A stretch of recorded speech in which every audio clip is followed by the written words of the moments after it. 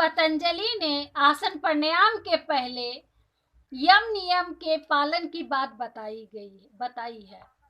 अहिंसा यानी कि जैसे मन से कभी गलत किसी के विषय में ना सोचना, वो भी एक तरह से हिंसा हुआ। वाणी से अगर गलत बोलते हैं तो मेरा वाणी दूषित होता। अगर हम हाथ पैर शरीर से अगर हम किसी को प्रताड़ित करते हैं, कोई भी जीव जंतु को, तो ये मेरा गलत कर्म बनता है। तो अहिंसा का पालन की बात कही गई है।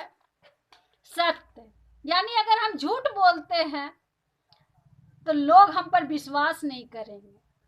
अस्तेय का अर्थ है कि किसी का हम मतलब बिना बोले किसी का वस्तु चुपके से उठा लाना, यानी चोरी हुआ, वो नहीं करना चाहिए। अपरिग्रह यानी कि अधिक से अधिक लालसा, कि हमको और अधिक मिलता जाए और अधिक मिलता जाए, एक तरह से लालसा होती है, वो लालसा अपने अंदर नहीं होनी चाहिए। अधिक संग्रह की लालसा नहीं होनी चाहिए। और ब्रह्मचर्य यानी कि अपने इंद्रियों पर, आँख कान नाक हाथ, जो भी हमारे एकादश इंद्रिय है, उस पर नियंत्रण होना आवश्यक, उसे बहकने नहीं देना है।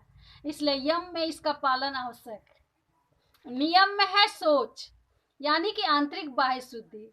एक तो बाह्य शुद्धि रखनी है, स्नान करना है, साफ सुथरा कपड़ा पहनना है, अच्छा व्यवहार करना है। और आंतरिक शुद्धि अपने अंदर अच्छे विचारों को रखना है, अच्छे व्यवहार, अच्छे अच्छे गुणों को संग्रह करना है, खराब गुण को अपने अंदर विकसित नहीं करना है। ठीक है। और उसके बाद संतोष, व्यक्ति के अंदर संतोष नहीं होता, मुझे ये नहीं मिला, वो नहीं मिला, ये नहीं मिला। जो अपने पास है उसकी कभी कदर नहीं करते, बस जो नहीं मिला है उसी की ओर मन भटकते रहता है। इसलिए मन में एक संतोष रखना चाहिए।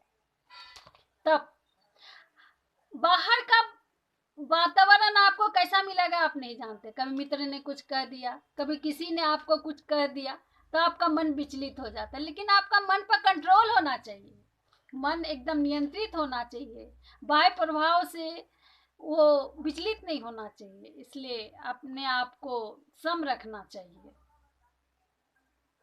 स्वाध्याय यानी कि आपको ज्ञान कैसे विकसित होगा, आपको वो शास्त्रों का अध्ययन करने चाहिए, अपने ग्रंथों का अध्ययन करना चाहिए। जैसे हुआ गीता हुआ, उपनिषद हुआ, ये सब जितने भी हमारे धर्म ग्रंथ है उसका अध्ययन करना चाहिए, ताकि हमारे मानसिक विकास हो, हमारे ज्ञान का विकास हो। और स्वयं का भी अध्ययन, स्वाध्याय मैंने स्वयं का भी अध्ययन करना चाहिए कि हम किस दिशा की ओर जा रहे हैं, मेरे अंदर कौन सा गुण विकसित हो रहा है, अच्छे गुण विकसित हो रहा है कि नहीं हो रहा है, उस पर ध्यान देना भी आवश्यक है। और लास्ट में है ईश्वर परिनिधान यानी कि ईश्वर के प्रति समर्पण। जो इस विश्व को बनाए हैं, जो इस संसार को बनाए हैं, जो सृष्टि को चलाए हैं, जो हमारे अंदर है, जो हमारे संचालक है, उसके प्रति भक्ति रखना, समर्पण रखना। अंतिम गति तो वही है, ईश्वर की ओर ही जाना है। और इस संसार में भी ईश्वर ही हमारी मदद करते हैं हर तरह से। उसके बाद ही पतंजलि महर्षि ने यम नियम बताने के बाद, उसके बाद उन्होंने आसन और प्राणायाम की भी है। आसन जो शरीर नियंत्रण, शरीर को एक स्थिति में लाना है जिससे स्वास्थ्य को लाभ पहुंचता है। प्राणायाम जो हमें श्वास क्रिया है वो प्राणायाम है। इसलिए इन सभी बातों का ध्यान रखना आवश्यक है।